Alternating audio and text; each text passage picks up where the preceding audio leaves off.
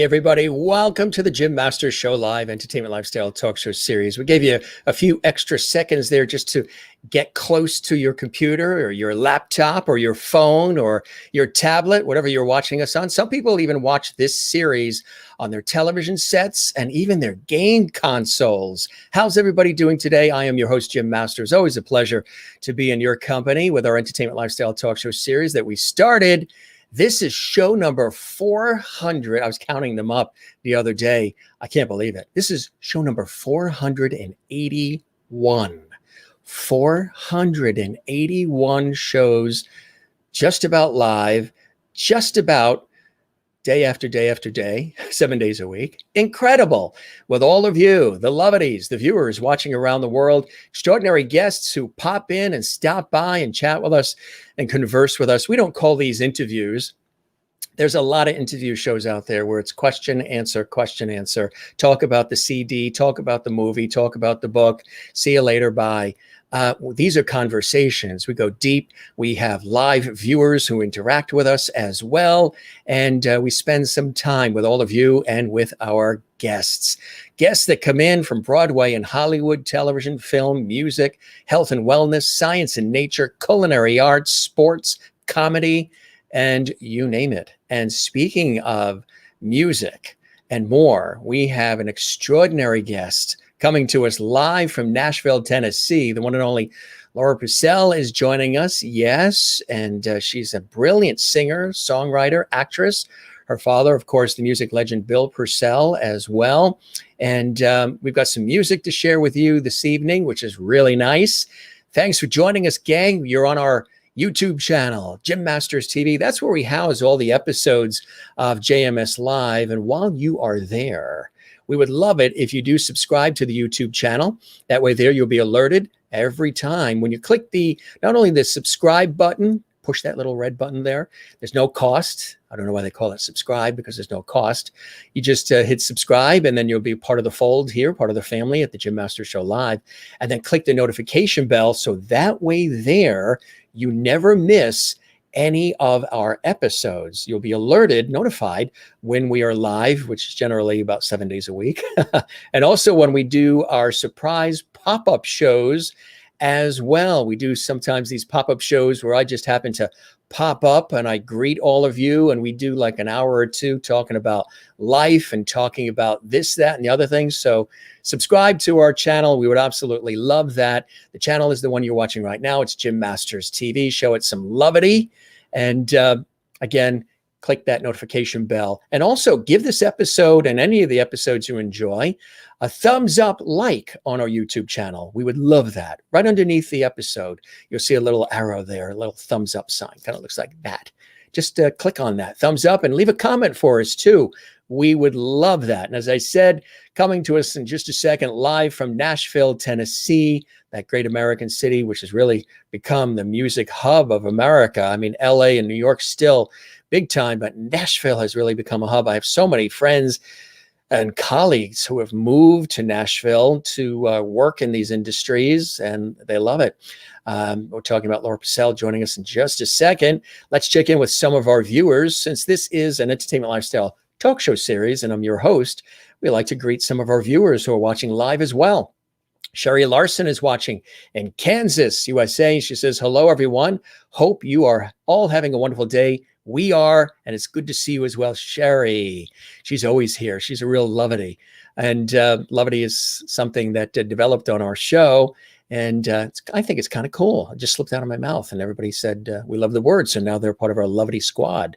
Hi, Jim from Dawn. Good to see you, Dawn. Hi, y'all from Alessandra in North Carolina. Good to see you, Alessandra. Everybody's saying hello to one another as well. The Cleveland Indians are obviously not playing at home. That means Kathy Short is with us live tonight from Cleveland. We love it. Kathy Short.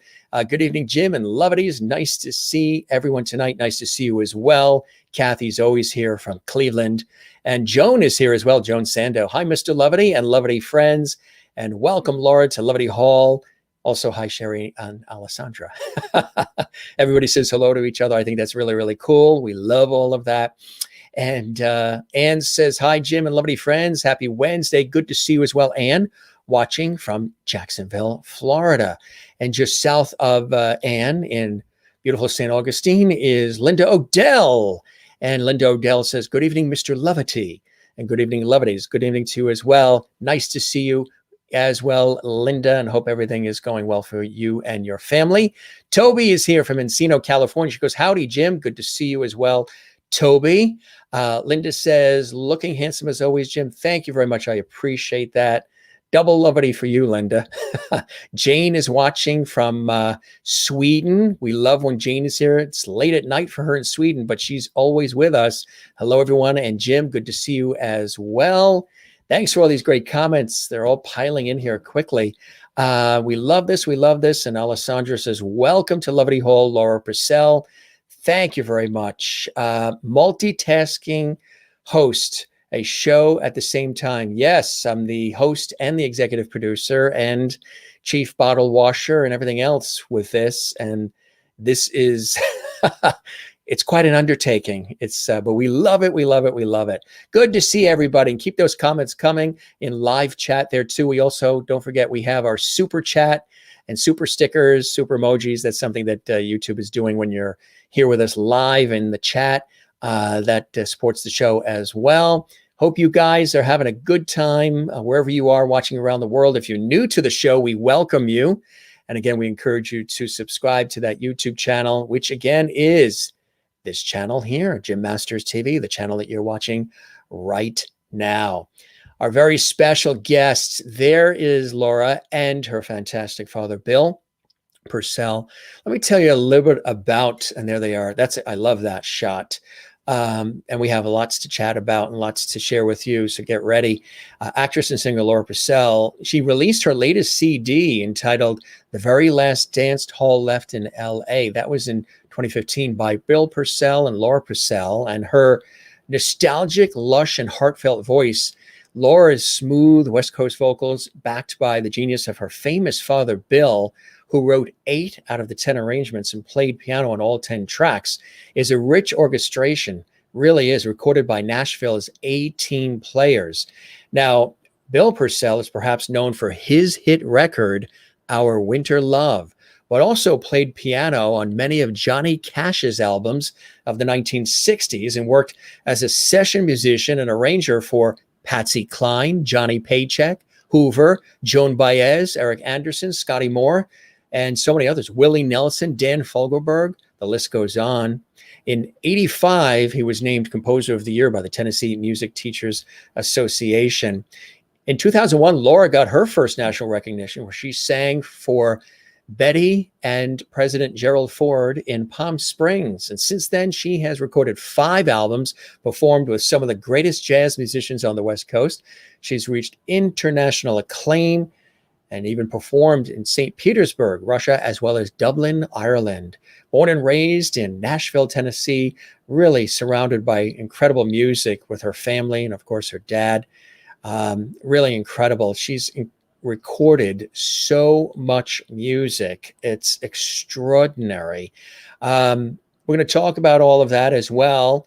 She has been a person that just really cares about the art of music, and that's what I love. She also has a great sense of humor. We're having a lot of fun behind the scenes before we went live on the air. There is Laura, and let's welcome her live and direct from Nashville, Tennessee, the music hub of America. Welcome to the show, Laura. How are you? It's a pleasure to have you with us. Thank you. And I just want to tell you how honored I am to be on episode 481. That is amazing. I will remember that number.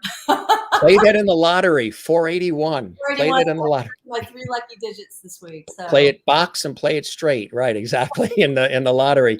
That's cool. Well, thank you very much for that. And I know you and I have been chatting and looking forward to having you on. And how have you been? You know, obviously you and I were chatting that it's been, you know, a little crazy in the last year or so, a little different. Yeah, we've had last year has been epic in many ways. It's been horribly sad. It's been amazing in other ways. And it was just listening to you say, we're welcoming Laura Purcell from Nashville, Tennessee. That it sounds so strange to me because I've been in LA for so long. Yes. I'm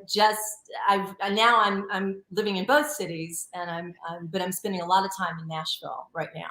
So it's odd. I'm home, and I wasn't supposed to be home, but here I am, for reasons that were rather sad. But we have a lot planned, a lot going on. So That's wonderful. I mean, it's amazing that you've got a lot planned. I absolutely love that. Anais is welcoming you too, and she's watching from Paris, France. She's here as well from Paris. And Linda says, welcome, Laura. You are a lovety now. levity. I told Laura all about the whole lovety vibe on the Jim Master Show Live, and she said, bring it on. I'm all about lovety, and the world can use more of that, right? See? Even you had a little ding there. Was that a lovety aha moment? Oh, yeah, I think so. So strap in, folks. We're going to have fun tonight. Yeah, lovety and levity. You got to have it. So Nashville, how has it been for you in Nashville? Again, LA, but Nashville is, it's the hub. It's where the action is right now, isn't it? It's not the same city I left. I'll tell you that much. I left a long time ago. And I remember thinking at the time, I've got to get out of this city. It's so small. Right. I need to go to the big time. I want to go to LA. LA, yeah. And now that I'm back here, it's I don't recognize it. The traffic is almost as bad as it's getting, everybody's moving there now, right? It's like the place. Yeah. Well, so I came here last summer with one suitcase, thinking I was going to be returning in a week. And little did you know. Yeah, and well, what happened? My father, I came to visit with my father. He contracted COVID, and he died. I know. September 3rd of last year, and I ended up staying. And I was here for a year before I even had a chance to go back to Los Angeles. So it's been crazy. It's been insane. And since that has happened, I've been still working on my music, and I started coaching ice skating lessons. Did you really? At the Scott Hamilton Skating Academy. So I'm actually a figure skating coach. Oh, that's fantastic. I know, who knew? And then when I went back to LA a couple of weeks ago, I actually I recorded 6 tracks of a project that I started pre-pandemic, which I thought I was never going to be able to complete. And that's going to be finished soon. That's fantastic. I'm really excited about that. And you have your, which is very loving, you have your dad's photo to the left of you there. Really an incredible talent and extraordinary legend in the industry, but to you, of course, Dad. Describe, you can read, you can Wikipedia, you can research all these fabulous things about your father and the contributions he's made, but nobody knows unless they are, the daughter or son. Describe for us, Bill, your dad, as maybe we wouldn't know it. Yes, my dad was, I'll try to say this without crying. My dad was a very complicated, eccentric, lovable, entertaining, charismatic musician and storyteller. And he and I were very close when I was a kid. And, we had very similar temperaments, so they say. And we always had a very special bond. But that became even closer when we started recording music together. When we started working together musically, we really just became partners, business partners, musical partners. And it was amazing to learn from him and to soak in all of his knowledge as much as I could, knowing that I would never catch up with everything that he did, and I came to it late in life. I moved to Los Angeles primarily to act, and singing was something that just sort of happened. And I don't think that would have happened if I had stayed in Nashville, because his influence was so huge He Yeah. was so incredibly talented. He was a genius. Everybody said he was a genius. To grow up in that household was more than a little intimidating. And I don't think I would have pursued singing had I not gotten some distance from it. But when I came back and we realized that we could actually perform together, it really kind of gave Dad a second or third act in his life. Yeah. We were able to do all these amazing recordings. My uncle, Ray Clausen, was the executive producer on them, and this became a family affair. And we did some amazing work, and we had so much fun. And because of who my dad was, we were able to work with the best musicians in Nashville. How lucky was I Very. to experience all of that? And we were working on our final record.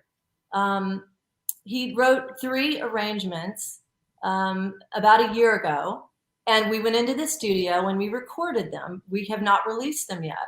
And we were looking forward to going back in and doing 7 or 8 more. And then, of course, he passed away.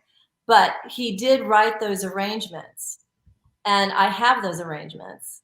And we have already sent them out to get copied and orchestrated. And we're going to go back into the studio in January, and we are going to finish that final album, my dad's last arrangements. And it's going to be amazing. It's going to be spectacular. And we've got such goodwill from so many people in the music business, and the president of the Musicians Union wants to help us. I mean, it's going to be a final testament to my father, and it's something very important to me, and I want to honor his legacy. And he said at the time, these are the best arrangements I have ever written. That's amazing. Isn't that incredible? Yeah. God. Yeah. And he was very old school. He did things very, he came from a very educated background, master's, doctorate degree and everything. And he wrote all of his charts out by hand. He would never use finale or Sibelius. He just said, I do it the old school way. That's right. I brought something to show you. This is fantastic. Yeah.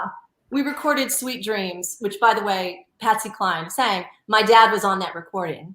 The original recording with Patsy Cline. He was on all of her last sessions. But this is my dad's. Can you see this? Okay. Yeah. Dad's handwriting. This is what he did. Okay. I just want everyone to see this because nobody does this. Nobody writes by hand an entire orchestral arrangement. It's a piece of art. He did this for every single song we ever recorded.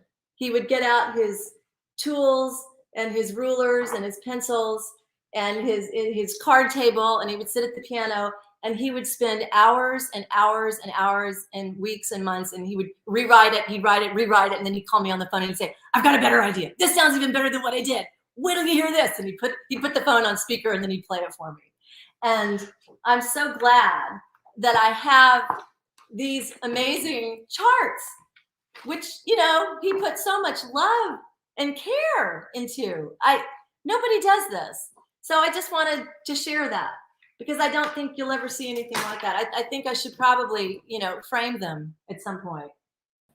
Exactly. Yeah. Is there a music museum, a Hall of Fame, or Smithsonian, or anything that would probably?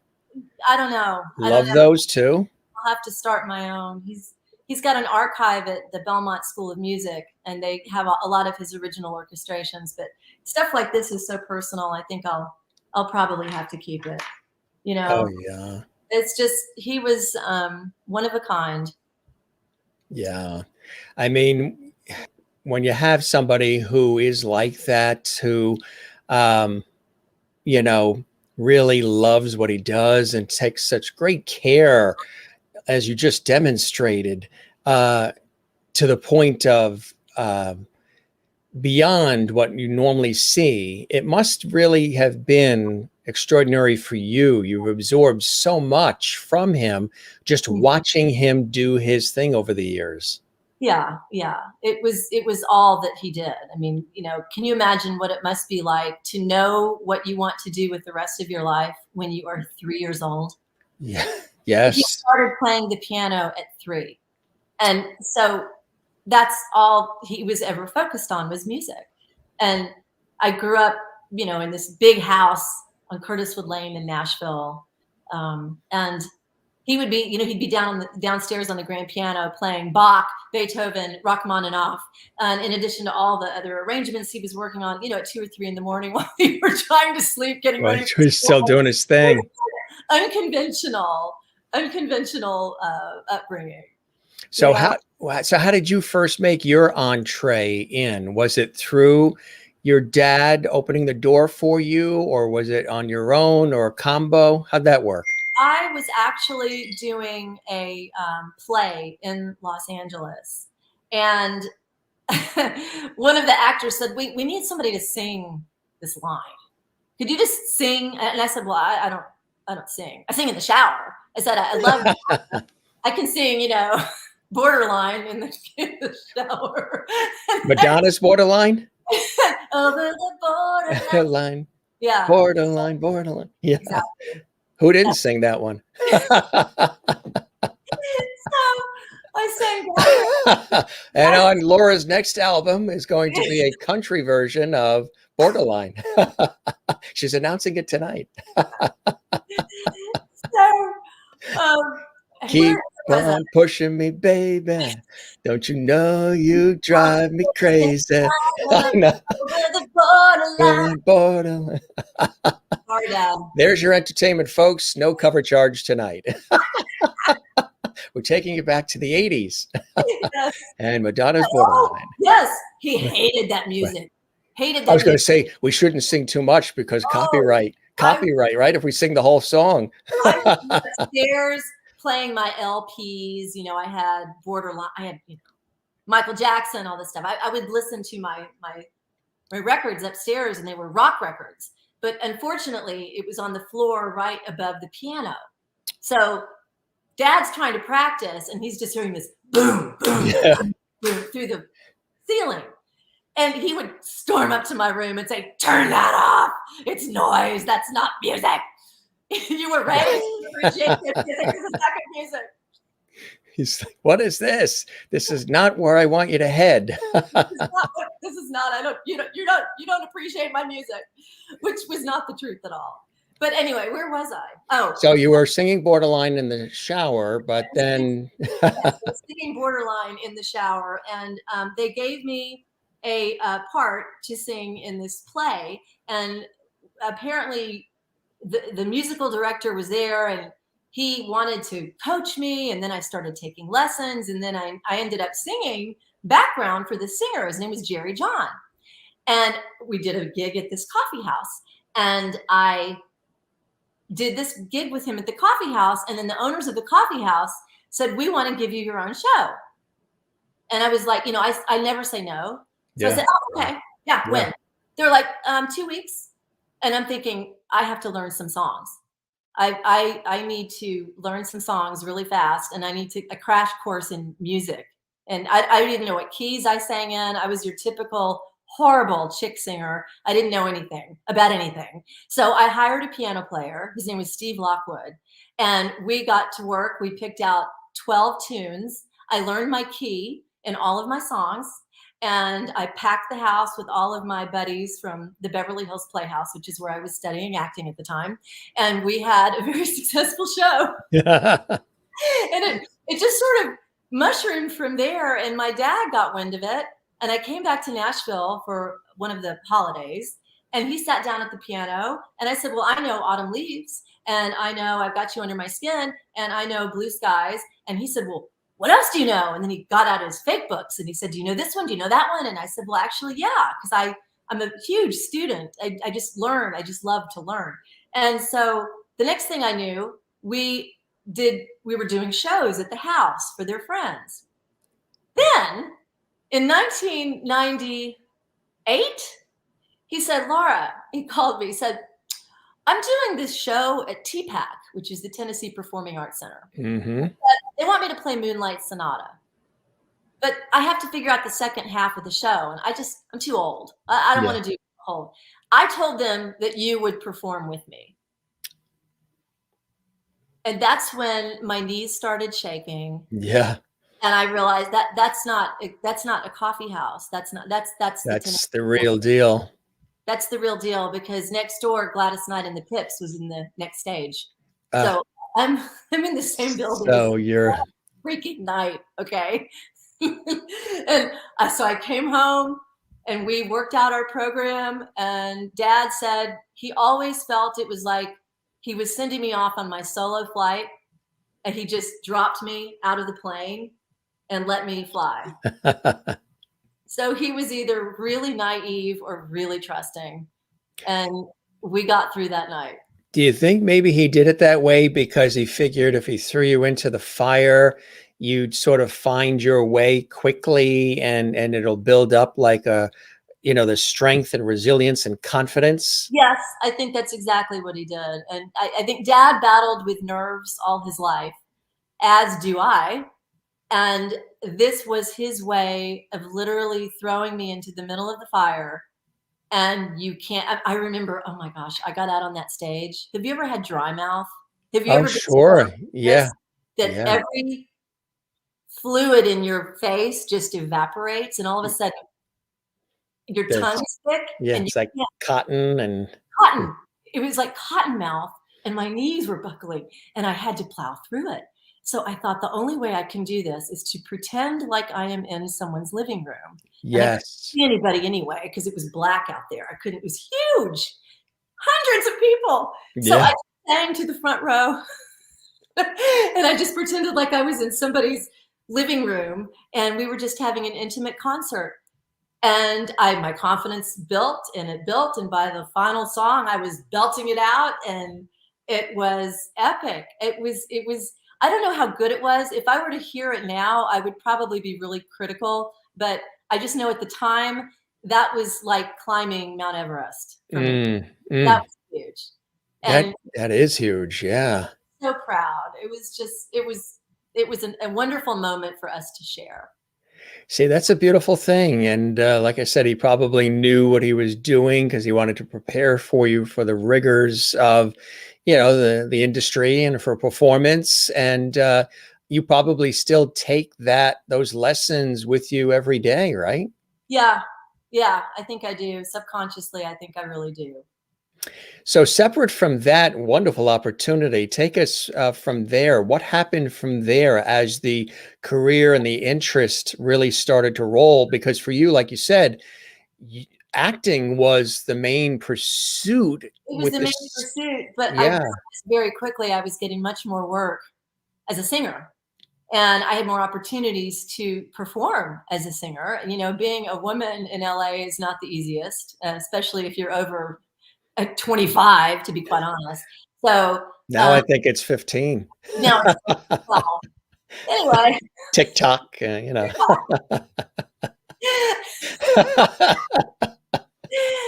So, well, my amazing uncle, my dad's brother, and this is an interesting story. My dad was adopted. He never knew who his family was until I was around 18, 20 years old.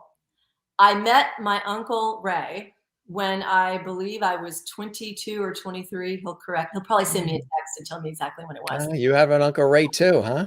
He's watching. So Ray loves music, and he was really a fan of my dad's music. And when he found out that was his brother, he couldn't believe it.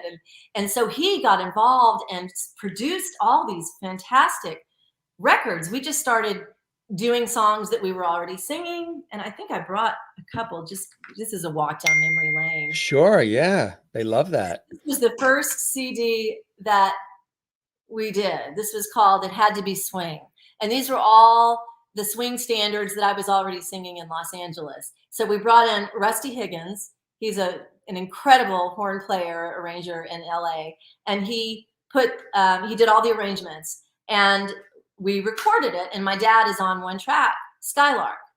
Then Ray, who has more confidence than sense, said, I think we're going to do a Christmas album, and then we're going to do a pop album, and we're going to do it all in 1 year. And I said, okay. So we did. So then we did this one. This is called Unkissed. This was a country album that we did in 1999 and 2000. And it featured, look at my red hair. Oh my gosh. That's not my real hair, by the way. I thought that would look pretty cool for the country market at the time. I was going to say. We got to work with some amazing A-list players in Nashville. It really holds up. It's a fun album. And then I think 6 months later, we went in and we did a Christmas album called That's What Christmas Used to Be. And that is one of my favorite records ever. It is a non-religious, they're Christmas tunes, they're classics, but we have a salsa, we have a bossa, we have a waltz, we have ballads, we have swing. It's an amazing record. We had Boots Randolph on some tracks. We had Harold Bradley. You do know who he is? He was Owen Bradley's brother. He played guitar. Oh yeah. Just incredible. And Ray was telling me today that the title track, That's What Christmas Used to Be, actually charted #2 that year on the Christmas album cuts, right behind Faith Hill. Wow. A song called Where Are You Christmas? And we were right behind her. Wow. Yeah. Isn't that incredible? Did you enjoy doing Christmas? Christmas is, I love Christmas music. Well, I think every singer wants to do a Christmas album. It's yes. Do, just because it's so great and it's timeless and we all know these songs. And I remember when we finished that record, I was so proud of it. I said, if I die tomorrow, I did that record. I'm happy. I did that album. That was I don't have a copy of it here, but it's called That's What Christmas Used to Be. So, what was growing up? What was Christmas like in your house, in the Purcell house? It was must have been filled with music, I would imagine, huh? It's filled with music, lots of parties. My parents were partiers. We always had a huge tree in the front room, and my parents had an epic New Year's Eve party every year. My dad would play. I would sing eventually. We would bring a bass player in. We we had so many people at those parties that the cars were actually lined up and down the street. And they had a big yard. It was 3.5 acres. But there were cars, hundreds and hundreds of people. And who did all the cooking? She hired a couple of people, a team. I was gonna say that one there, yeah. They did that, and my mom was the belle of the ball, and she knew everyone in town. She was a journalist and writer for the Tennessean, and she did publicity and for different firms around town. And so they were really well known in the Nashville community. And at one point, I think the governor came. John Ritter, the actor, he came. Oh, yeah, sure. It was like the ticket in town. You definitely wanted to come to those parties. But I remember it got so crazy that I would come downstairs because I'd come home for Christmas to go to these parties. And as soon as I got down to the bottom step, I would be wall-to-wall people. I never had a chance to breathe until 2 a.m. And how old were you? Like a little 10-year-old? I started those parties began when I was a baby. Every year, and they only stopped, I believe, in 2015, 2014, 2015. Yeah, it got to be too much, but they were epic, and people would write Christmas cards not to the Purcell family, but to the Purcell Zoo, because there were so many of them. That's what. It's very loud, all very, very artistic. Now, do you have siblings that are in the arts too, or tell us about? I have three sisters and one brother. My dad was married twice before he married my mom. My mom, Elizabeth, my friend, just segue. Here's the Christmas record. Thank you, Elizabeth. You're welcome. Thank you, Elizabeth. And folks, there really is an Elizabeth. We got to see her beforehand. She's right there. Thank you. She's This was the album. This was the record. I said, if I die tomorrow, it's okay. I did this.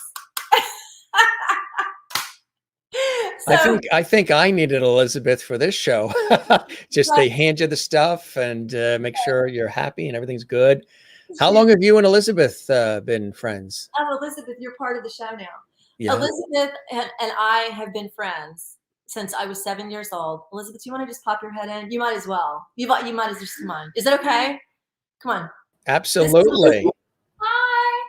So There's Elizabeth. we attended second grade together at St. Bernard Academy. Wow. So In Patrick. how do you Elizabeth, how do you describe Laura and your friendship with Laura? She's incredible, isn't she? She's amazing. She's my best friend. I'm very sad that Big Bill, as we used to call him, passed away, but I'm glad that she is back in Tennessee and no longer in LA because I get to see her a lot. She's back home. Yeah, she's back home. And by the way, when I came with one suitcase, guess who gave me all my clothes? Wow, Elizabeth. Yeah. Oh, boy. Friend Michelle. They both helped out, gave me everything I needed. I never even needed to go back to LA for any, clothing or anything like that. So Elizabeth, did you ever sing Borderline in the shower too? No. You were singing something else in the shower? We used to sing together when we were kids. Oh, you did? Yes. School plays and things? Oh, we staged plays. Well, Oh, did you really? In the house. We did. We had art contests. We had our own production company. We did our own version of Gone with the Wind.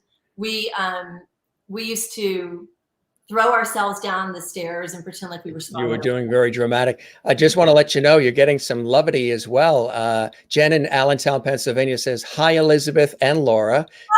Sherry Larson in Kansas says, hi, Elizabeth.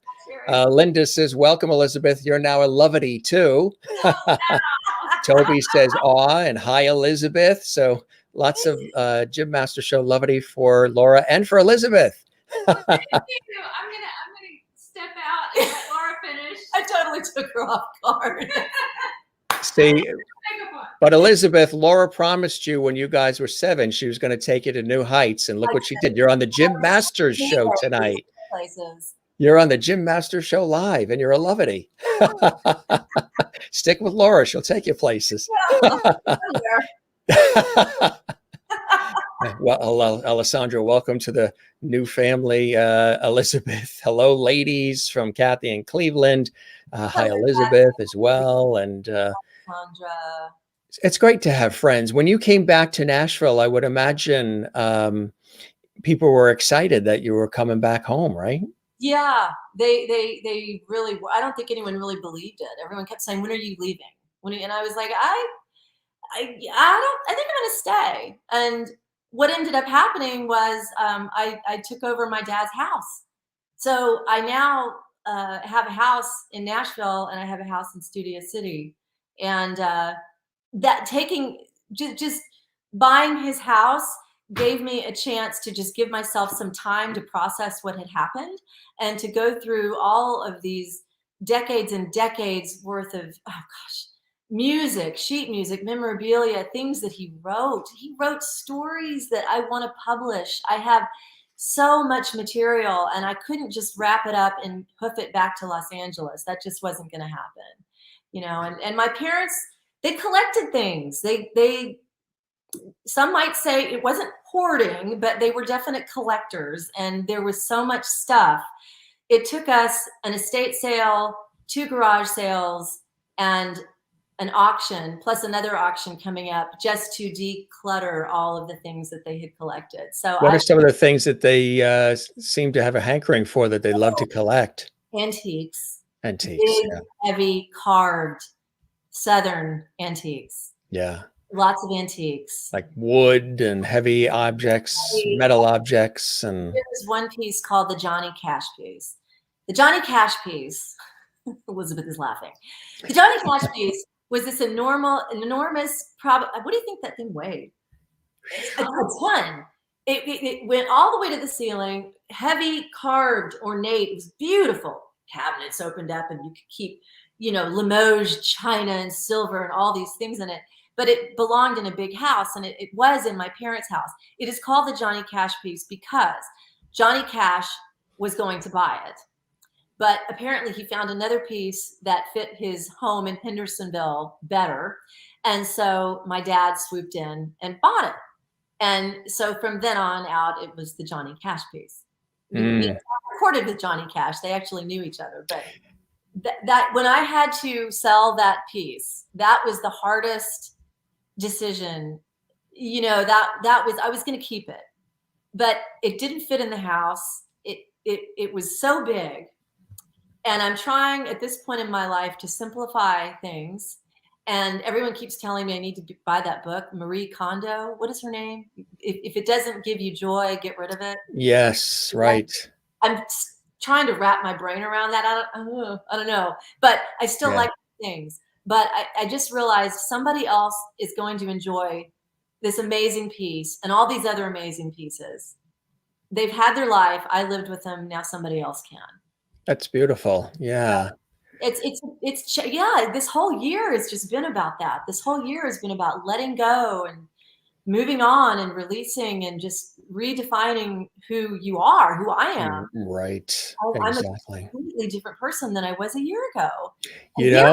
I was in a bar called Viva Cantina in Burbank, with a great band, but that's what I was doing. And one night they told us you have to stop singing. The whole city is shutting down because of COVID. And I guess I don't know where my head was. Really? And that was it. And we didn't sing again. That was it. And then all this happened. It's amazing. It's just, it's a different world now. Yeah. How has it changed for you? You described that a little bit nicely. How else has it changed for Laura's world? And what have you learned during it all? Some of those teachable moments. Oh my gosh. Well, I've definitely, that's a deep question. The first 6 months when my dad died, it was really just about getting through each day and getting through the checklist of all the things that I had to get through. And then I had to go back to LA a couple weeks ago and deal with my own house and all the clutter in that house. And my husband is there. He's been going back and forth. It's my whole life has been uprooted. And I looked at the clutter in that house, and I finally just came to this epiphany. I don't need all this stuff. I don't need any of this stuff because guess what? I lived without it for a year. So why do I need it now? I did great. I started coaching ice skating. I just finished a record. I'm getting ready to do another record. I'm still singing. I'm playing piano again. I don't need all of these things that held me back. That was my life then. This is my life now. And I think you can still hold those things in your heart. That doesn't necessarily mean that you have to have the physical presence of them in front of you. And that's been huge for me because everyone in our family loved stuff. Yeah. And you can't take your stuff with you. No, you really can. And as time goes on, sometimes we do start paring down on some of that stuff, right? It becomes sometimes very overbearing. It's a lot to maintain and to take with you. And you get so used to it. Right. When I went back to LA and I saw how crowded my house was, I felt claustrophobic. I thought I'm going to hyperventilate. I can't live like this anymore. Is it hard to part with things? Like I have trouble sometimes, like for example, if it's a sweater that was knitted or crocheted by an aunt when I was 13, or a Christmas stocking, and they did do all those things. And my mother's the youngest of 16, so big family on that side. Both sides of the family are big. So, a lot of things made and created and handmade and crafted and all these different things. And I still have some things where it was like a stocking or a sweater when I was 13, which doesn't fit me now because I was 13, but it's tough to part with it because Aunt so-and-so took the time to make that. I have difficult getting rid of things that have been given to me as a gift. Well, okay. When you go on to the next level, who will have them? Who is going to want them? So unless if you leave it specifically for somebody, my grandfather's letters that he wrote in World War I, those we keep. We don't ever give those away. That's family legacy. Children's artwork, things that I did, I can probably take a picture of it and say goodbye. I have my Uncle Sonny's pipe. I don't smoke. For that, actually. Yeah, it's a beautiful pipe. One of those old wood pipes you'd see, like I don't know, sort of the Andy Williams look with the sweater and the newspaper and the dog next to the chair with the pipe on Sunday type of warm, cozy fireplace look. So when he passed, I asked my Aunt Kitty, because I always used to see him with it, and I don't smoke, but I was comforted by seeing him with that pipe, and the smell of the tobacco with the wood, the cherry wood. So when he passed, she said, I want you to have it. And she gave it to me. And every once in a while, I'll take it out of this box, and it makes me think of like Thanksgivings past and holidays when he was there, just that certain scent, because it still always has that scent in it, even though, it's been a while since he had passed. So something like that I would keep. Tough to part with that. Case or something, because that does, just hearing you talk about it, that gives you something. It's giving you joy. It's giving you, it's filling your heart with something. Right. Right. But if you can remember it and have a picture of it, then I think it's okay to let it go. Just at some point you have to kind of draw the line. I have boxes of all my diaries from high school, and my mom said, get rid of those. Nobody wants to read your stuff from high school. And that's why I do. I might write about them. What do you mean? Your mother didn't want to read your books from high school? I don't know. I don't know if I really need all that stuff. I don't know if I really need it. And I live with my sister, Margaret. I say, Margaret, does it give you joy? If it doesn't give you joy, get rid of it. She says, well, it all gives me joy. I like to look at it. I do have a climate controlled storage unit that we pay monthly for that has a lot of family photos. Slippery slope. It's 8mm, film, like priceless things like that. So if there's ever a fire or flood, it's in this climate. And then a lot of things from my career, from television and everything, like video and things that you don't want to ever lose, and music. I have thousands of albums and CDs and sealed albums, and all in there, because just so it's safe in case there's ever a fire or flood or whatever goes on at the house. At least over there in this like Fort Knox building, climate controlled, it's over there. But I don't like writing out that monthly check. I hate writing that check out monthly.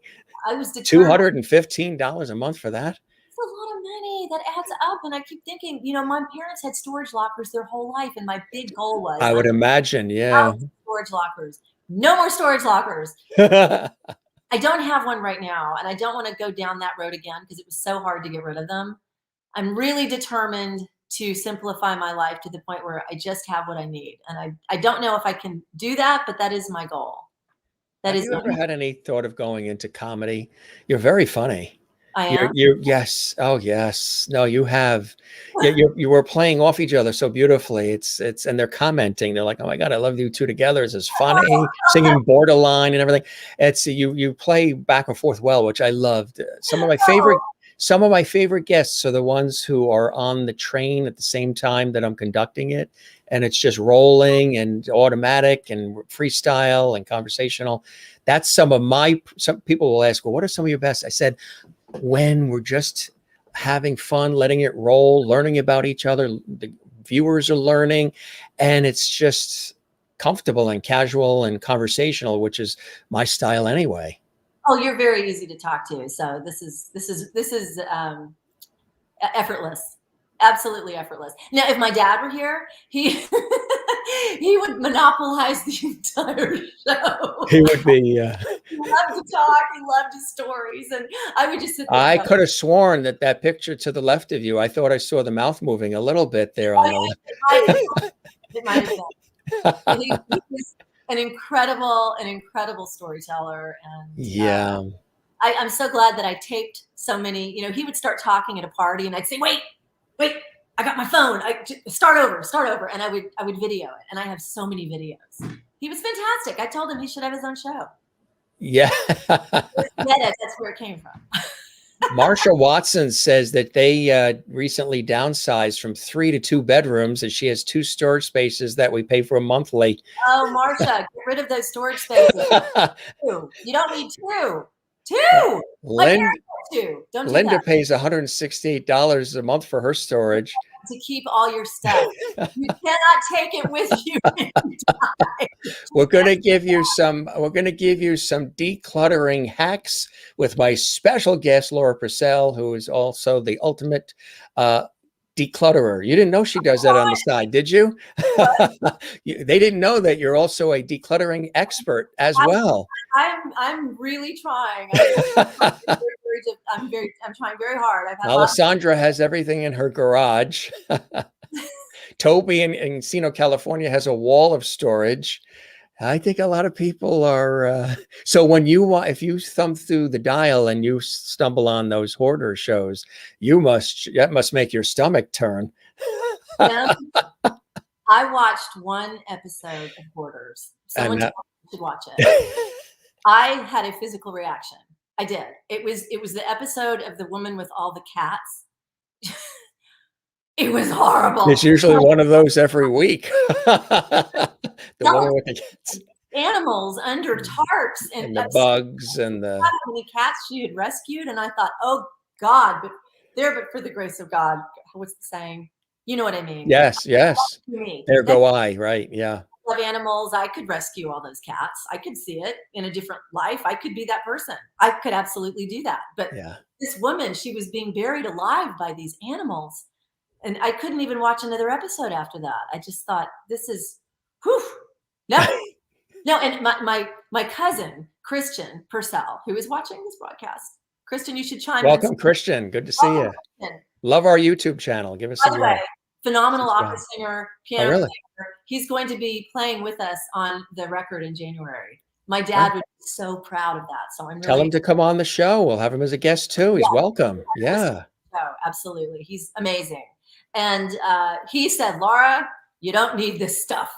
Get rid of the farm table. What are you doing with a farm table in the garage? And I said, well, I like it. What does it do? It's taking up space. They said, well, it's pretty. I like it. My mom liked it. My dad liked it. But I don't need it. I don't need it. So he's been helping me through this as well. So does he practice, which is very big right now, minimalism, where everything is, Christian tells me it's all about the experience of life, not the things you collect, but having experiences. So that is a whole new way of thinking, right? That is new. Yeah. You now, instead of collecting things, they collect experiences. They go on trips. They have memories. They create memories. They don't collect things. And that's something that those of us who are a little bit older, we're not raised to think about. We just didn't, my mom would go to a gift shop in St. Petersburg, Russia, and buy half the shop. Christmas, buy the Christmas gifts early and put them away.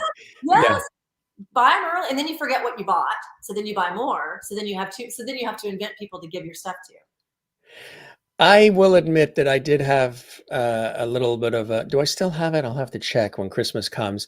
Where I'll go into the store, and if I'm buying something, for the males in our family, nephew and godson, brother-in-law, cousins, others in the family that are male.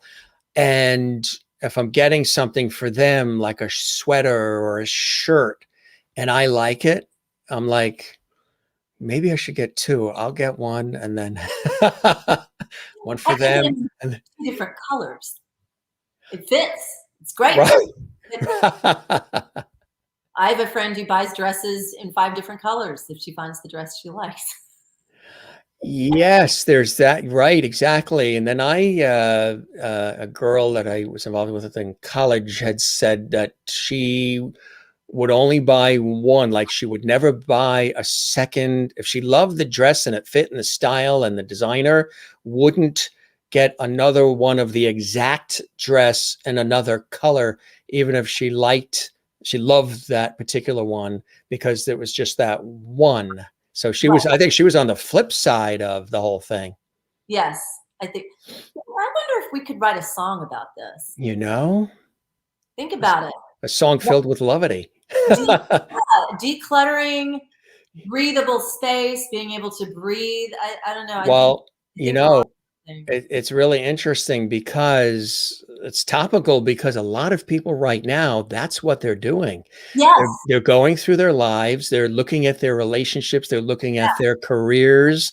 And some people have these, corporate jobs and they're saying, gee, am I just serving the corporation or do I want to do something now that's for me and that inspires and connects with other people? So you have a lot of people that are over this last 18 months or so, they've been looking in the mirror, looking at their lives and saying, what are the relationships that I have that really mean a lot to me? And the career, the job pursuits, what have I done thus far? What do I want to do going forward?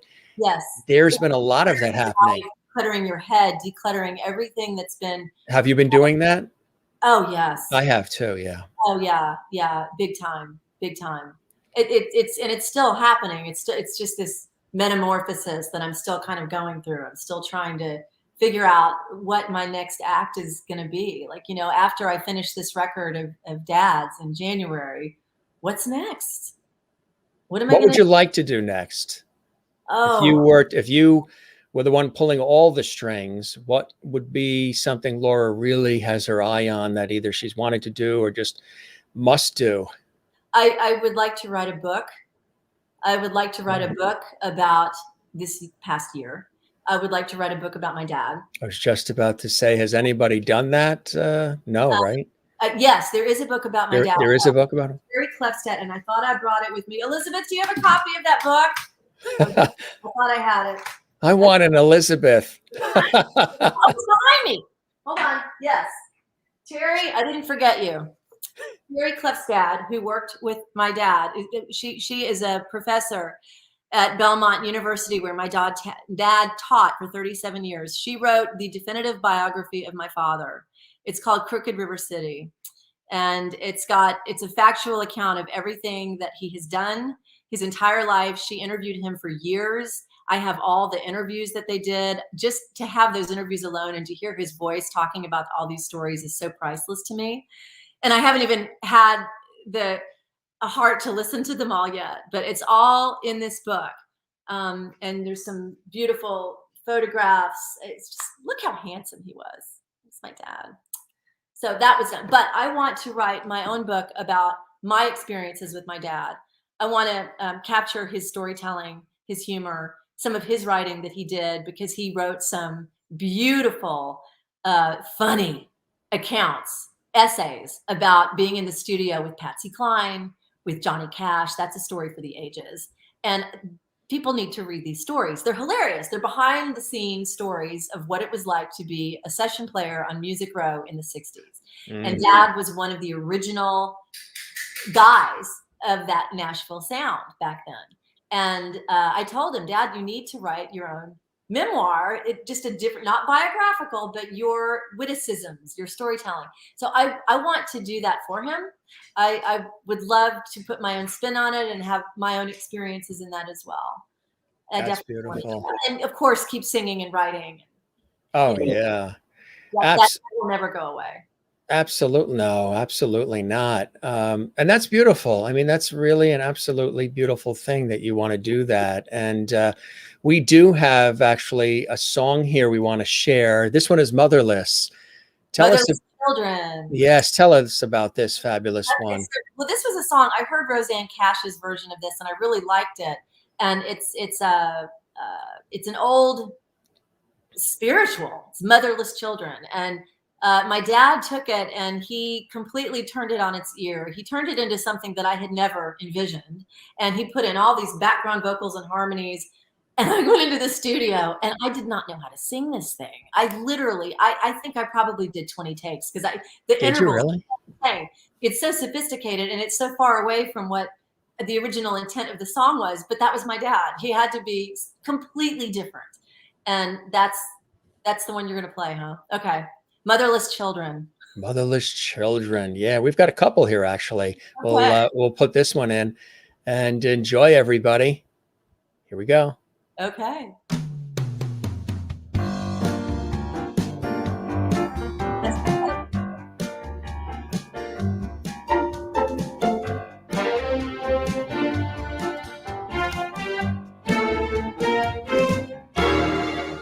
Motherless children have a hard time when the mother is gone. Motherless children have a hard time when mother is gone. Motherless children have a hard time. There's all that weeping and there's all that crying. Motherless children have a hard time when the mother is gone. Father will do the very best he can when the mother is gone. He'll do the best he can. Father will do the very best he can when mother is gone. He'll do the best he can. Father will do the very best he can, but there's just so many things that he just don't understand. Motherless children have a hard time when the mother is gone.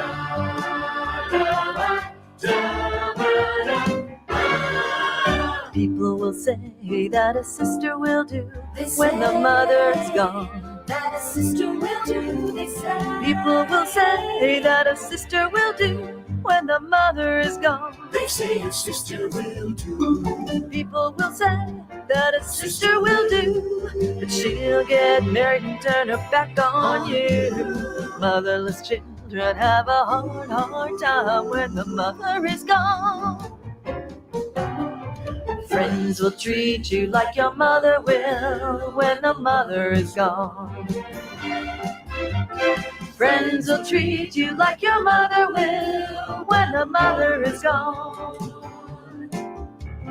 Friends will tell you just what to do, and all the rest, it's just up to you. Motherless children have a hard time when the mother is gone. Yes, when the mother is gone. It's such a hard time. Yes, when the mother is gone. It's such a hard time. Nice. Very nice. Yeah, that's a rough mix. That hasn't even, nobody's really heard that yet. That hasn't been completely mastered yet. So that is a world premiere exclusive. Tell us about this one. This is a song that my father wrote while my mother was battling dementia. He wrote this, he wrote the lyrics, and he wrote the melody. And I'm debating whether I should even go. I want to maybe go back in and recut the vocal because I think I would do it a little bit differently, but give it a listen and see what you think. This was so special. This is the title track of the album.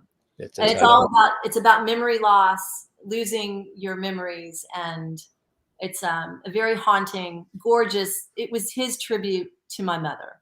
I want to show you on the last one, Motherless Children, gets the toes tapping, according to Sherry in Kansas. Totally not what I had in mind. I mean, when I brought him that song, Motherless Children, it was bluesy. And yeah. Hey, all right. Ann in Florida says, love this. And Kathy Short in Cleveland loved it as well. Marsha Watson says, very nice. Linda Odell says, beautiful voice and song. That's what I love about doing live television, radio, live shows. Get all of this instant lovely feedback. There's nothing like it. You know, you can do pre-recorded conversations, but there's nothing like live, which you know too. Yeah, it tops everything. It is completely different. So yeah, exactly. All right. So here we go, gang. Time for this beautiful song, Lilacs. Volume.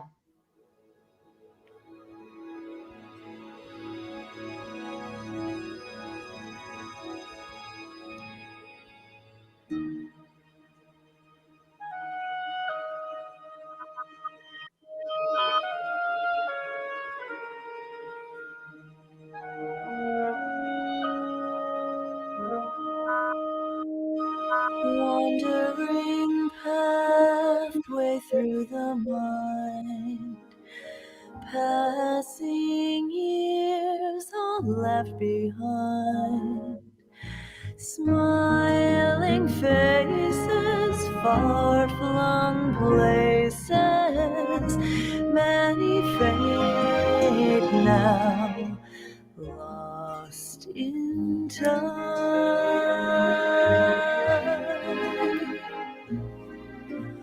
Purple lilacs, faint perfume. I almost missed one afternoon down rock-worn trail away.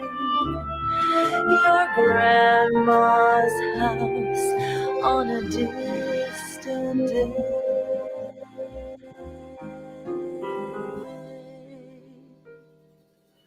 Wandering pathway through the mind, passing years all left behind, smiling faces, far-flung places, many gone now, lost in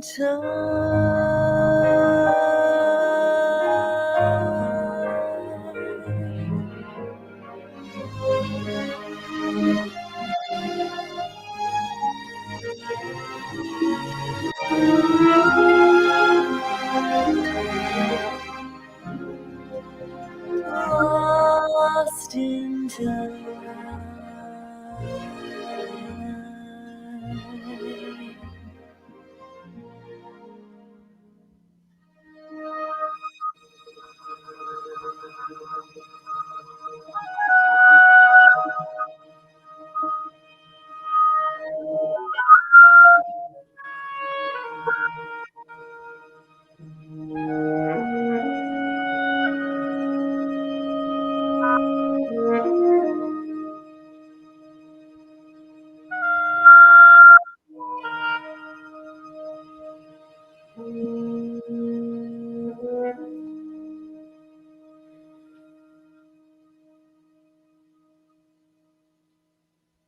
Mm.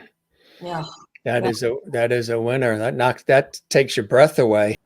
Yes, that was that was on one of her. Well, Dad was on all of her last sessions before she was in the plane crash. Yes. Yeah, he was. I believe he was in the search party looking for her. I can't remember. He could tell you. He could tell you. Yeah.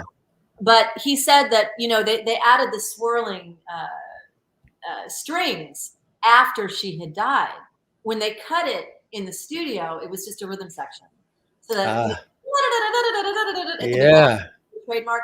Owen Bradley did that after she died because it was ghostly and she had passed. And so it was a marketing decision that he had made. And Dad said he came back in to hear the mix down, and he said, "Where did those strings come from? They weren't on the original recording." And Owen Bradley did that to give it and of course it became epic, became an iconic song, and hard to imagine it without those strings. But that really was those were orchestrated because of and after her death. All right, here it is. It is a beautiful song for sure. Sweet Dreams. We don't have the strings at the top. So he did change the arrangement. He did his own strings. All right, here we go. Sweet Dreams. Sweet dreams of you. Every night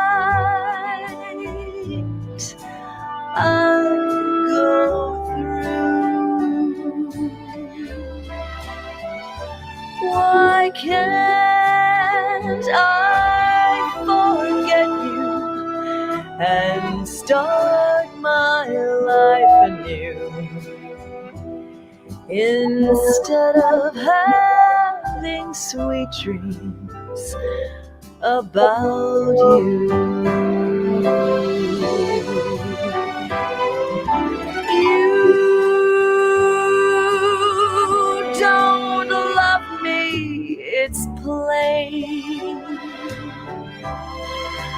I should know. I'll never wear your ring. I should hate you the whole night through instead of having sweet dreams about you. Sweet dreams of you. Things I know can't come true. Why can't I forget the past, start loving someone new instead of having sweet dreams about you?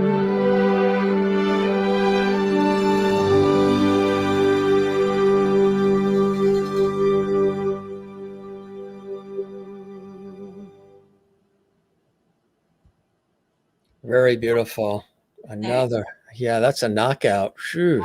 That was one of those songs I never wanted to sing because, like, why would you? 'Cause Patsy Cline did it.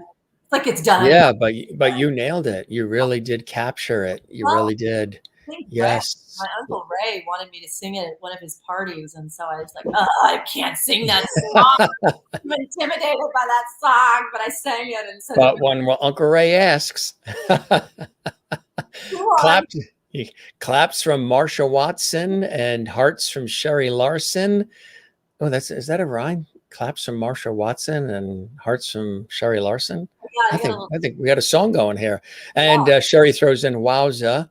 And Linda Odell in Florida says, a lovely rendition of Patsy Cline's song, Sweet Dreams. Love Patsy Cline. Yeah. Jen is Zen in Pennsylvania. Forever Patsy Cline, Marsha Watson. Really nice comments coming in from everybody here. She's one of stories about Patsy Cline. About working with her. One of the favorite singers, Lost Too Soon. Love Patsy Cline. Yeah. Patsy Cline. Christine Clifton in North Carolina says, you have a lovely voice. And the song, Laura, gorgeous. From Christine in North Carolina. Alessandra, North Carolina says, very beautiful song. Cherry Larson says, beautiful, magical. From Jen. Just some of the lovely viewers chiming in live. That's awesome. Thank you. That makes me so happy. Isn't it nice? So much. Yeah, and those aren't even final mixes yet. That nobody's heard. This is the debut. This is in January when we finish the other charts. So these were world premiere exclusives on the Jim Master Show Live. That's right. So that's exciting. Working on that, huh? Yeah. How much is left to do? How am I to be able to do this? Wow. We have 7 songs. He left behind enough writing to finish it. Thank God. And he also wrote a tune. The very last piece of music he ever wrote was for Ray and his new wife, Kay. And he wrote a beautiful instrumental song called Tender Wish. And he presented it to them on August 7th or 8th. I think it was August 8th of 2020. And we have video of that. And it was just a little lead sheet. And he said, it's one of the best things I've ever written. He always said that. So it was beautiful. It was really beautiful. And I found it in his office after he died. And I took it to Steve Malden, who is our musical producer on these projects. And I said, can you do something with this? Can you orchestrate it? This is so gorgeous. And he said, yes. And I am going to write lyrics to that piece. That is my goal. So hopefully that is called Tender Wish. And I'm gonna give a crack, give that a crack and see if I can do that. That's his last piece. So that's going to be really exciting. And we're doing a tune by Janice Ian. We're doing a tune by Willie Nelson. We've got a lot coming up. That's exciting. They're finished. He finished the arrangements. It's just, they just have to be done. So Is this, I would imagine there's a lot of, obviously there's a lot of emotion connected with it too. Is it as exciting as it is? I'm sure it's tough in certain ways, maybe on certain days as well. Yeah, it will be. And at the funeral, all these amazing, I keep using the word amazing, but I know Let's say if it fits, use it, right? Yeah. Charlie It's the word. McCoy, the legendary harmonica player, he came and they all said, you have to finish that record. And Steve Malden said, it's not going to be easy for you. This is going to be really tough. But it has to be done. So Exactly right. Yeah. It's paying homage to, a great person and somebody that obviously means so much to you and to the family and to, millions of people that know his work and that worked with him. Absolutely. I think it's a beautiful thing when you do that. It's well, it meant so much to him, and it's one of the things that kept him going was doing that record. It's all he talked about. I can't wait for this COVID pandemic to end so that we can get back into the studio again and right. record. He said, it's my last one. I know this is my last one. I'm 94. This is it. So and so when he got sick, he was furious. It's like, what? Come on. I've got work to do. I have work to do. Get me out of here. I got to go back. Because he was relatively healthy prior to that with Yeah. the COVID. Yeah. Yeah, he was 94, but to look at him, you would never know he was 94. That- I mean, he was overweight. He was on medication for things that you are on medications for when you're 94, but Sure. that was not supposed to happen. And we all felt robbed. And I think Dad felt robbed. But one beautiful thing that did happen, and I don't know if you're a religious person or not, I'm not particularly religious, but a priest came the first week he was there. We just called someone to come, and I was raised Catholic. So a priest came and had a conversation with Dad because we didn't know what direction this was going to go. And he assumed that Dad was Catholic. And Dad said, well, no, I'm not Catholic. I was raised Methodist. I haven't been to church in decades. And he said, well, would you like to become Catholic? And Dad said, well, sure. Yes. All the music I write it's from the Catholic tradition. I've always wanted to be a Catholic, but I'm too old. I'd have to take all those classes and all that stuff. And he said, Catechism and everything. Yeah. I'd have to take all those classes. And the priest said at 94, I think we can fast track. We can squeeze you in. He came back the very next day. Dad gave his first confession. He got his first communion, and all the nurses and the Vanderbilt COVID ward were part of the ceremony, and he got his first communion, and he was made a Catholic. And he called me afterwards, and he said, "Well, the body of Christ." That's what he said. Body of Christ. I'm Catholic, and he said, "You know what?" He said, "Seriously, my life makes total sense now." Is that something? He said, my whole life makes To sense. come to that thought and realization, at that point, having lived a full life in the way that he has, it's amazing, isn't it? Yeah.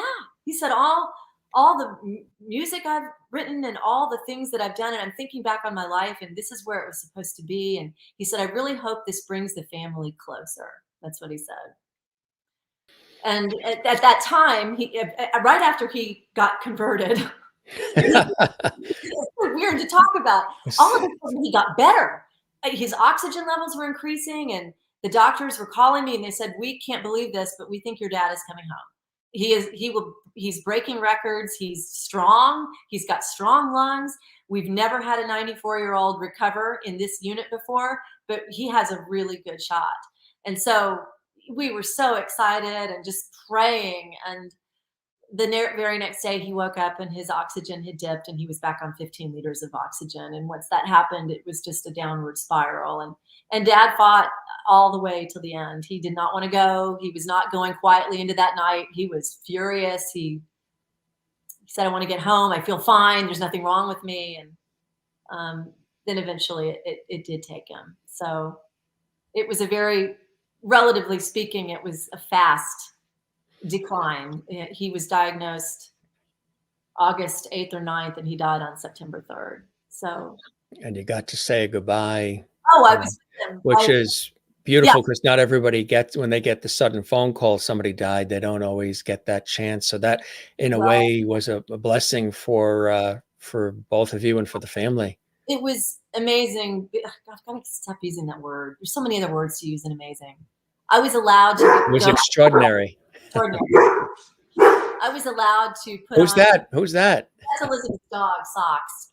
I was allowed to put on the hazmat suit, and I actually went into the unit with him. Oh, that's right. You had to do all that. Yeah. I played our music for him. I played our CD. I sang to him, and I was with him for about 4 hours, and he wouldn't go while I was in the room. He waited. We had that. Yeah, we had that with an aunt. Yeah. It's Marsha Watson says that is what is called a rally day. My dad had that just before he passed as well. That's what it's it was. It's like a rally day. In a way, because we were given this false hope. We thought, oh my gosh, he's coming home, and we were making plans, and Yes, right, exactly. God had other plans. Jane says, great voice, lovely song. She's in Sweden, watching us late in the night in Sweden. And Linda says, another guest, and there's barking as well. Yeah, that's fantastic. We've had cats, people jump on people's heads. We've had kids run in and pull headphones off guests. Oh, all kinds of. I don't know if you feel bad about my phone beeping. I forgot. Oh, that's fine. They love that. They love if they see a dog jump in, or if you start talking about food, then you've really got this crowd. Well, if this is any source of comfort, there's somebody that is here that came down from above specifically to let you know that your dad is in good hands. And he's even telling a few jokes with this gentleman who I usually show at the end of the episode, George Burns. Oh, George Burns. He's in there. They're having a lot of laughs up above, George. And of course, George plays God in the movie. So George has got his cigar. There you go. Dad's probably talking all over him. Now, this is something we would keep, because talking about things, this was my, I mentioned it on the show. This is my Aunt Lillian's, one of my mother's sisters who passed. My mother's the youngest of 16, big family. So when she had passed, my cousin Barbara was going through her things and said, Jim, because she did like to collect all kinds of different dolls. And she said, would you like the George Burns? It comes in the box, the special certification and all of this. He's on a pedestal. Wow. It's a collector's item. It came out only when he turned, I think, 100, limited amount, blah, blah, blah. So she had it. Would you like it? I said, absolutely. So a year and 4 months ago, when we launched everything, I started putting him on the show, and I said, he fits perfectly. So he comes on at the end, and there he is. But this would be something you keep. This would be one of those. You approve that we keep this one? I approve. I can tell that you are a collector. I can tell that you do collect things. I have a feeling. This particular. I think that is wonderful that you keep George Burns. He's a presence on the show, and he has a purpose. So yes. Absolutely. What are some of those continued blessings and joys in your life, Laura, that keep you motivated and spirit-filled and inspired to do what you do so beautifully? Well, every day when I go through more of these boxes of memorabilia, I'm learning so much about my dad that I didn't know. He told us so much, but he had such a long life and such an incredible life even before I was born, that I didn't know all the stories. And I've been reading letters from his parents. I've been reading letters from his teachers, books that they gave him. And it just inspires me to keep writing. And these are the things that I won't give away. That definitely keeps me going. And my friends, Elizabeth, and Michelle, and my family, and I hope my husband will be joining us soon. He's still stuck in Los Angeles, but it's really I have a good life here, and I'm really appreciating this pace of life that I left in the 90s, and I'm kind of ready to come back. And it's still crazy and hectic, but it's not Los Angeles. And I can breathe and think about what I'm going to do, and I'm in a good space.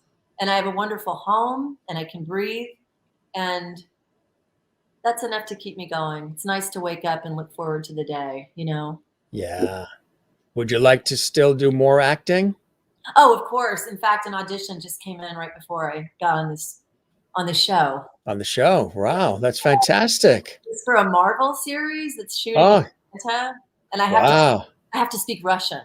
I speak I did speak Russian. I took when I sang in St. Petersburg, I took classes to learn how to speak Russian. Yeah. And then Dad thought that was awesome, so then he started taking Russian. So we were speaking Russian to each other, and I became, I wouldn't say fluent, but semi-conversationally fluent. And so now I get all these auditions for, Russian villains, these evil. Wow. So I haven't seen the script yet, but that just came in. Congratulations. And Atlanta's quite the hub. There's a lot of shooting. I know Marvel's shooting a lot of things in Atlanta. Well, don't congratulate me yet. I haven't even done the audition. Well, even the fact that, hey, you're on that list, just getting on the list is, so do you have to do a self-tape at home? Yeah, everything that's the big thing now, is self-tape. Yeah. Everything is self-tape now. The last thing I did, the last booking that I had, you of course know who RuPaul is. Oh, sure. Yeah. He did a show, AJ and the Queen. We just had Reverend Steve Peters on the show, and he was the Reverend that Tammy Faye Baker interviewed back in the 80s. I guess, he was dealing with HIV and AIDS, and in that world, they really were not bringing somebody who's suffering from that particular illness on religious talk shows, but she was the first to do it. And now there's this movie, The Eyes of Tammy Faye, that's out. My friend Jay Hughley is in it. And he's in it. He's in it. He's a good friend of mine. Yes. They just had the premiere in New York last night. I cannot wait to see it. Jay Sharon Stone was there, and Jessica Chastain plays Tammy Faye. Yeah. Andrew Garfield plays Jim. So the Reverend Steve was on our show just last week talking about it all, and they are in that movie. They have the actor playing him, they have Jessica playing Tammy Faye, and they reenact that interview, that groundbreaking interview that he did on the PTL Club, or Tammy's house party show on PTL. And didn't Hughley played what was his name, the crooked the preacher. Who did he play? Falwell. Didn't he play Falwell? Oh, Vincent D'Onofrio did. He played Falwell. He played Jerry Falwell in that. Yeah. Hey, Jay played Jerry Falwell? Vincent did. Okay, what did Jay play? I don't know. Okay, I know I don't recognize but in there, yeah. It's coming out on the 17th. Actually, to see it. Me too. They said it's really, really good, maybe even Oscar worthy for Jessica, who had spent 8 years wanting to tell Tammy Faye's story in a way that isn't so media hyped and sort of like making fun of her and everything else, really telling her as far as being a person that always wanted to help people and was caring. And so, she was paying homage to her in it. And look at Alessandra says, "Oh my God, I love RuPaul." So we're mentioning RuPaul, who did the first movie. Actually, there's another one, The Eyes of Tammy Faye, which was like a documentary. Right. Well, I was not on that. I was on a show called AJ and the Queen, which was on Netflix. And I can't remember what episode number it was, but I played the bitchy Southern gossiper. And I turned RuPaul in. I just don't. And You turned RuPaul in. I didn't trust what he was doing with that little girl. And I put on my Southern accent and I played that. I was a woman from Louisiana. I think her name was Cora. I don't know, but it was great. I had two scenes with RuPaul, and he is the nicest human being on the planet. And that was such an amazing experience because I was kind of at the point where I thought, I'm just this acting thing. Nothing's happening. I'm not going to get any. I just pack it up. And Alessandra recognizes you from it. Come on. Yeah, there's no way. She does. Well, she's in North Carolina, so. Okay. Well, it was a lot of fun, and that was from a self-tape. That was from a self-tape. See? Yep. They cast me right off the self-tape, and in fact, they said you have to knit, and I said, well, I don't really know how to knit. Fast. Quickly learn. I took a class. I had to learn how to do something called a cat's paw stitch. And I did my best. And I think the director kind of cut away because it was pretty clear I didn't know what a cat since you had a lot of things around you tonight, you didn't want to demonstrate that for us, did you? The cat's paw stitch? I think I donated in my minimalism, my minimalistic frame of mind. I had the actual piece of the piece that I was knitting on the show. I gave it to Goodwill. Ah, very nice. Yeah, I could have probably sold that on eBay. I was just about to say, and some guy digging through Goodwill found it. That was stupid. Found out that it was made by Laura Purcell and just sold it for $5,000 on eBay. I gave it to Goodwill. What was I thinking? You were thinking out of the kindness of your heart. I was thinking, does it give me joy? It gave you joy, and it was going to give somebody else joy. No, they won't even know what it is. They'll probably throw it away. That is funny. Marsha Watson says, great show, Jim. Thank you very much. Also, Laura, you are just delightful, and I enjoyed meeting you. I love that. Yeah. And Alessandra, I guess, knows that stitch because she says it's a pain in the bum. Okay, thank you. I could not get it. I tried, and this woman that I hired to show me, she lost patience with me because I'm left-handed. I do everything backwards anyway. She just said, "You can't learn." She was this little Asian lady, and she was really upset with me. And she said, I'm done. I'm out.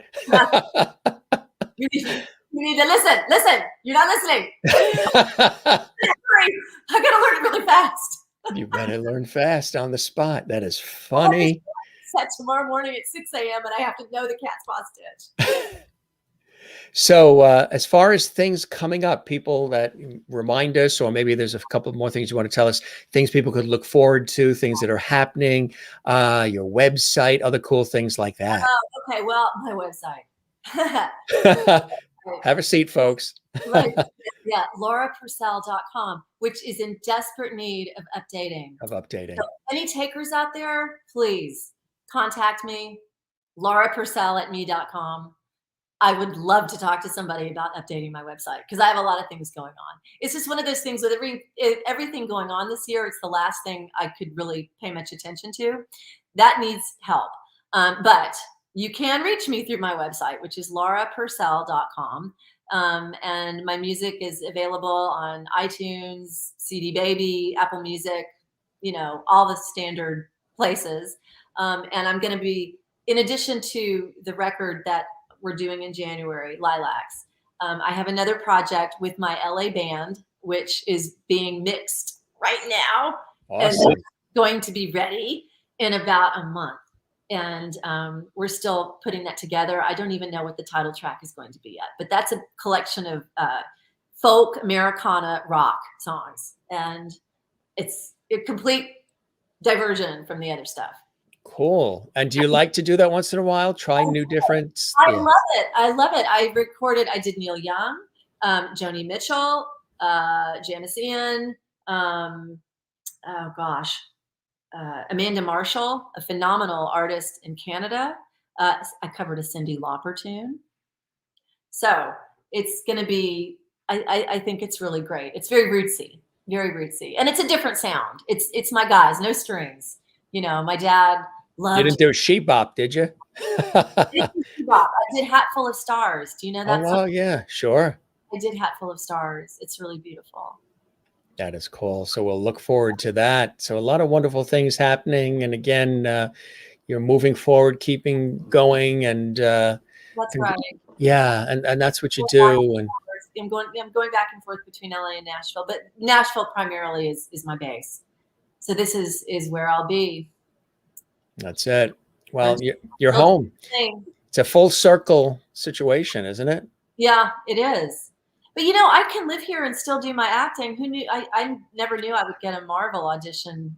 Oh, and since I know. Yeah, Nashville is becoming, like I said, it's like this, central hub for a lot of things. There's a lot of shoots happening in Nashville too, and yeah, I know people who've been on Broadway and now they're in Nashville. Yes. Yeah.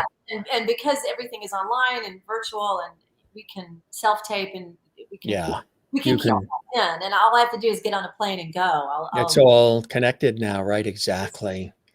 Sherry Larson, who's in Kansas, not that far from you. Thank you, Laura, for the great stories about your dad and your life. Your voice is very beautiful. Thank you for sharing the songs ahead of time with us as well. Thank you, Sherry, for those nice words. Kathy Short in Cleveland. What a fun evening chat. Thank you both so much. It is our pleasure. This was really awesome, Laura. I hope the show met whatever expectations you had and you enjoyed the time with me as much as I have with you. You're just absolutely delightful. And I want to watch some of your past episodes and all the other wonderful things you have going on. Good grief. You're busier than I am. I didn't think anybody was busier than I am, but you are. People ask, when do we sleep? I am right now. Standing up, right?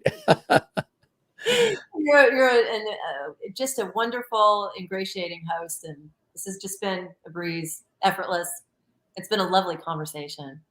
A pleasure is all mine, and there's 50% of that, and that is the guest, and that is you. So I thank you for that. And like I said, we like to do it conversational, freestyle. Let's definitely stay in touch, spread the word. Maybe Christian could come on. Anybody else that you think would like to pop on? Oh, Christian's, he's got it going on. He's getting ready to perform with the Houston Symphony. That's fantastic. Playing the Toreador in Carmen. Wow. And this guy has a voice that you would not believe.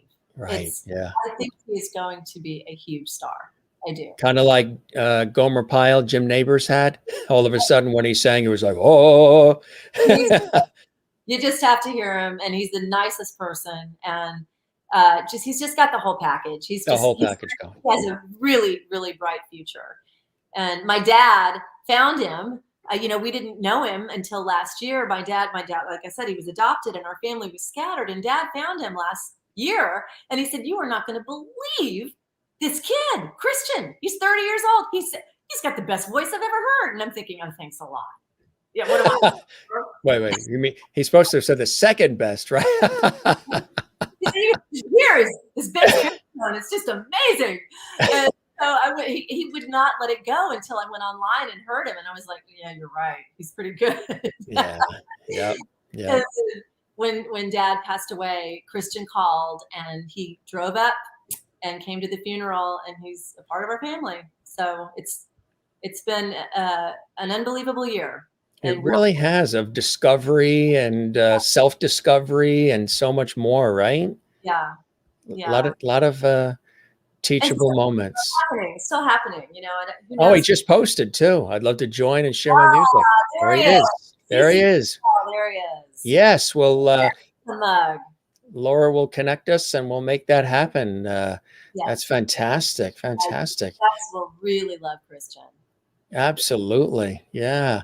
Good stuff. So again, a lot of teachable moments, and you're in a good place. Again, I'm sorry for the loss, but a lot of love there and a great relationship, and an incredible legacy. That's right. And you're paying homage to it and admiring it. I've been given this amazing. Yeah. There I go again. I've been given a unique legacy that I nobody gets this. Nobody got to grow up around this. What I was blessed with so much. I was given so much, and I was raised in such a rich, culturally rich house. And I want to share that, and I want to honor this man and let everyone know who he was in his music. And hopefully, I can continue it in my own way. It's been you're a doing journey. that. Yeah. It's been a journey, and it'll always be, right. It'll always be a journey for the rest of your life. Absolutely.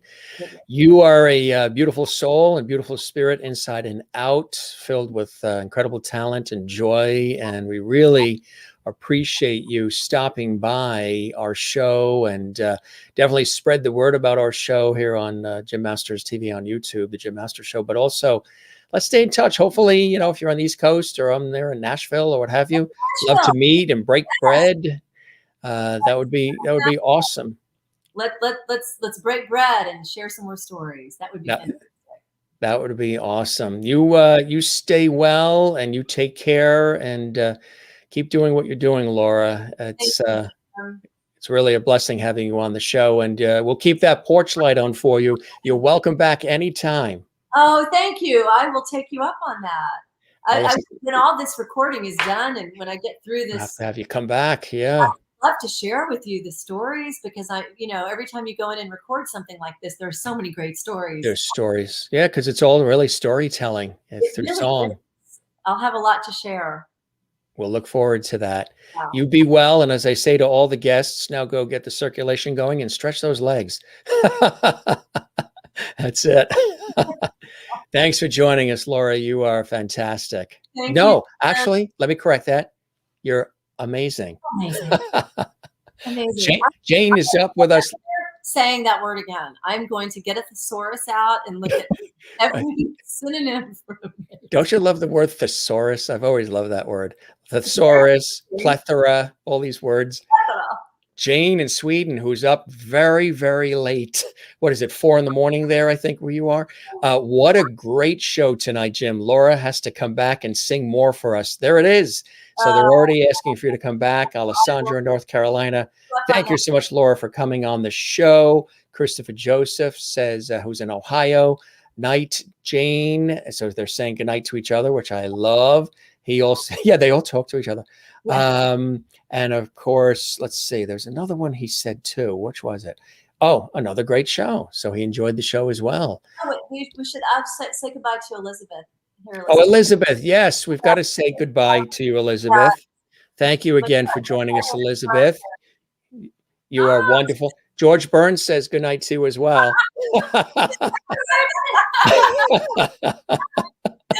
Take care. Thanks for all you did to help as well, Elizabeth.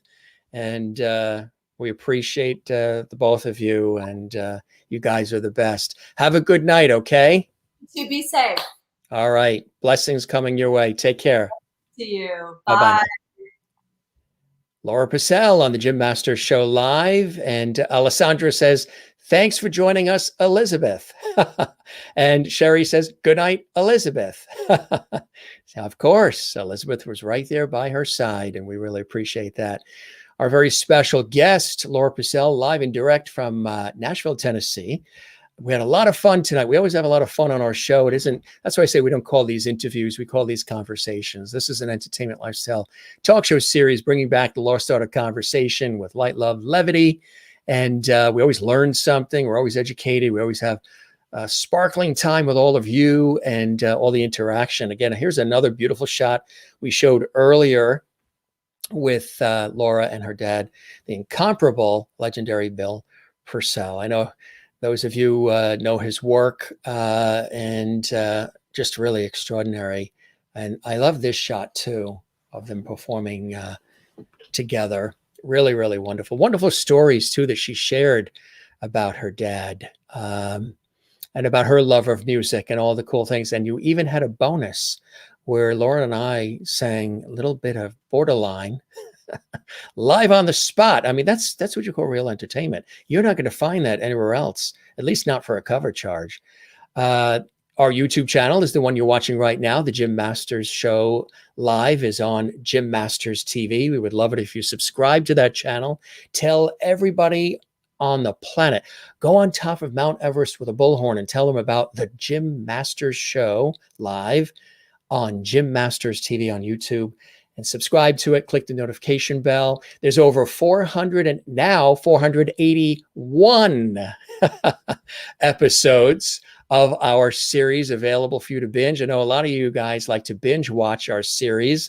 So you got 481 episodes to do that. As we always say, don't forget to smile. Very important. Don't forget to share the famous lovity, which just slipped out of my mouth one day, and now it's part of the show. And don't forget to find your Zen place. Mine is, of course, my work in television, radio, stage, and film over the years. That's Zen for me.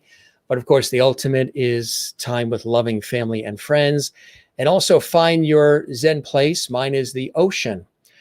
Being here on the East Coast, within blocks of the ocean, growing up near the ocean, it calls my name. Swimming, surfing, boogie boarding, sailing it, floating in it, walking it. The ocean is my go-to place. You guys are the best. We love having you here, and we got an amazing show tomorrow. Some guests that are coming up.